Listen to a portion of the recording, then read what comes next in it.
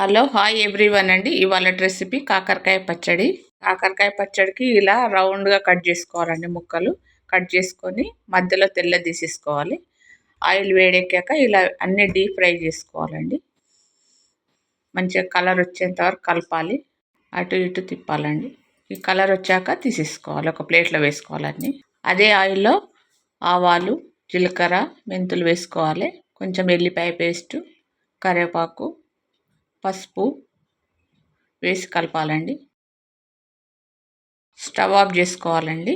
చల్లారాక ఉప్పు, కారం, ఆవపొడి, మెంతులు, జీలకర్ర పొడి వేసుకొని కలపాలండి. అదే ఆయిల్లో చల్లారిన తర్వాతనే వేసుకోవాలండి. వేడిగా ఉన్నప్పుడు అస్సలు వేయకూడదు. మనము ఫ్రై చేసి పెట్టుకున్న ముక్కలు అందులో వేసి కలపాలి. ఇప్పుడు మంచిగా మసాలాలు, గ్రేవీ మంచిగా పట్టుకుంటుందండి. మంచిగా కలపాలి ముక్కలు. కలిపేసిన తర్వాత ఒక బాటిల్లో వేసుకోవాలండి. 1 మంత్ అయినా కానీ ఖరాబ్ కాదండి, బాగుంటుంది. వేడి అన్నంలో కూడా బాగుంటుందండి పచ్చడి. కాకరకాయ పచ్చడి రెడీ అండి. ఈ వీడియో చూసి మీరు కూడా ఇలాగే చేసుకోండి. Please subscribe. Thank you.